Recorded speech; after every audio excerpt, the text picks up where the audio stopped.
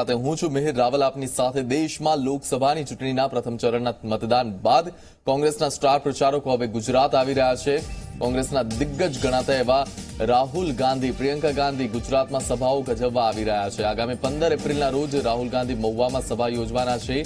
16 એપ્રિલના રોજ કોંગ્રેસના નેતાઓ સાથે જ 18 એપ્રિલે પ્રિયંકા ગાંધી અંબાજીના દર્શને આવી રહ્યા છે, જ્યાં દર્શન બાદ પ્રિયંકા ગાંધી આદિવાસી વિસ્તારમાં પ્રચાર કરશે। તો 19 એપ્રિલના રોજ રાહુલ ગાંધી ફરી એક વખત ગુજરાત પ્રવાસે આવશે, જેમાં રાહુલ ગાંધી બારડોલી, પાટણ અને દાહોદમાં સભાઓ ગજવશે। તો આ સાથે ન્યૂઝરૂમથી જોડાયા છે સંવાદદાતા ગૌરવ પટેલ, તેમની સાથે સીધી વાત કરી। ગૌરવ, જે રીતે હવે ત્રીજા તબક્કા પર તમામનું નજર છે, ગુજરાતમાં ચૂંટણીઓ થવાની છે, 26 લોકસભાની બેઠકો છે, ખાસ કરી કોંગ્રેસ પોતાનું જોર લગાવી રહી છે, સ્ટાર પ્રચારકો મેદાનમાં, શું વધુ વિગતો?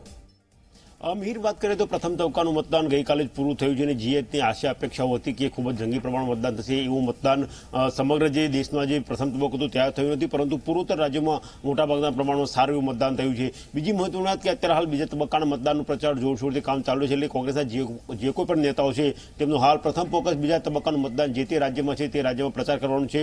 ત્રીજા તબક્કામાં ગુજરાતનો સમાવેશ થાય છે અને 23 એપ્રિલના રોજ ગુજરાતમાં મતદાન થનાર છે, ત્યારે 15 એપ્રિલથી ગુજરાતમાં કોંગ્રેસના જે સિનિયર નેતાઓ છે, રાષ્ટ્રીય કદના નેતાઓ છે, તેમનું ગુજરાતમાં આવાગમન શરૂ થઈ જશે।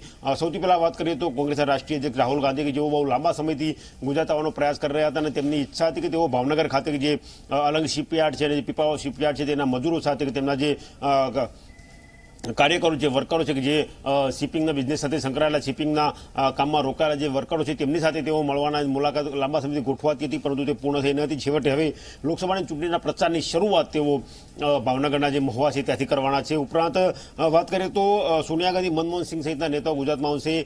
પ્રિયંકા ગાંધીની વાત કરીએ તો પ્રિયંકા ગાંધી 18 એપ્રિલે ગુજરાત આવે તેવી પ્રબળ શક્યતાઓ હાલ જોવાઈ રહી છે। ગુજરાત કોંગ્રેસનું આયોજન છે કે પ્રિયંકા ગાંધી પાસે પ્રચાર સભા નથી કરાવી, તેમને રોડ શો નથી કરાવવો, પરંતુ જે આદિવાસી પટ્ટો છે તેમાં તેમની મુલાકાત કરાવવાની છે, એટલે અંબાજીથી ઉમરગામ સુધી ગુજરાતમાં આદિવાસી પટ્ટો પથરાયેલો છે, એટલે 18 તારીખે અંબાજીથી તેઓ જે યાત્રાની શરૂઆત કરશે, પોતાની ત્યાંથી દર્શન કર્યા બાદ આદિવાસી પટ્ટામાં તેઓ મુલાકાત કરશે અને જે રીતનો ઋતબો ઇન્દિરા ગાંધીનો આદિવાસી પટ્ટામાં જોવા મળતો હતો, બરાબર એ જ ઋતબો ફરીથી કાયમ થાય તેવો પ્રયાસ કોંગ્રેસ રહ્યો છે। નાના મોટા કુલ 40 સ્ટાર પ્રચારકોની યાદી કોંગ્રેસે તૈયાર કરી છે, જેમાં કેન્દ્રીય કક્ષાના નેતાઓનો સમાવેશ થાય છે। જો નામ ઉપર નજર કરીએ તો રાહુલ ગાંધી, સોનિયા ગાંધી, મનમોહન સિંહ, પ્રિયંકા ગાંધી, અહેમદ પટેલ, જેઓ કોંગ્રેસના ખજાન છે, તેઓ પણ થોડા દિવસમાં ગુજરાત આવશે અને પ્રચાર સભા સંબોધશે તેવી એક શક્યતા જોવાઈ રહી છે। ગુલાબનબી આઝાદ, કેસી વેણુગોપાલ, રાજીવ સાતવ, કે જેઓ ગુજરાત કોંગ્રેસના પ્રભારી છે, તેઓ ગુજરાતમાં આવીને સભા સંબોધશે। લાંબા સમયથી તેઓ ગુજરાતમાં હતા, પરંતુ તેમની પોતાની જે કોન્સ્ટિટ્યુન્સી ખરી જાય તેમને ટિકિટ મળી નથી। જે અન્ય વ્યક્તિ કોંગ્રેસનું પ્રતિનિધિત્વ કરી રહ્યા છે તેના પ્રચારમાં હાલ રોકાયેલા છે, એટલે કહી શકાય કે ઘણા કાર્યક્રમો રાજ્ય સરકારમાં ગોઠવાય છે, પરંતુ તે શક્ય બન્યા નથી। અશોક ગેહલોત રાજસ્થાનના મુખ્યમંત્રી ગુજરાતના પ્રવાસે આવશે। કમલનાથ મધ્યપ્રદેશના મુખ્યમંત્રી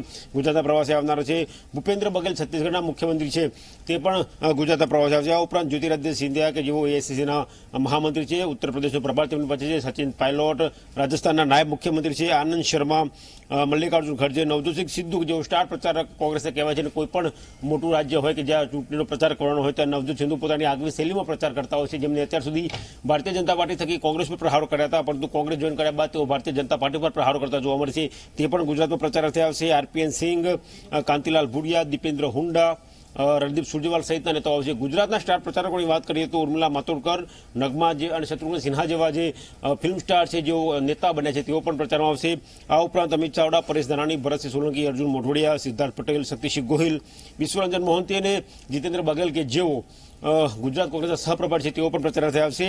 સ્ટાર પ્રચારકની યાદીમાં હાર્દિક પટેલનું નામ છે, જેઓ હાલ પ્રચાર કરી રહ્યા છે, અને એક નામ છે અલ્પેશ ઠાકોર, પરંતુ અલ્પેશ ઠાકોરે કોંગ્રેસને અલવિદા કરી હોવાથી તેઓ હવે ક્યાં કોંગ્રેસની સાથે પ્રચાર કરતા જોવા નહીં મળે, પરંતુ જે રીતે ગઈકાલની તેમની સભા હતી તેમાં તેમણે કોંગ્રેસ વિરોધી પ્રહારો કર્યા હતા, એટલે કહી શકાય કે હાલ કોંગ્રેસે 3 મોરચે લડવાનું થયું છે, એટલે જે સ્ટાર પ્રચારકોની યાદી 40ની હતી તે ઘટીને હવે 39ની થઈ જશે।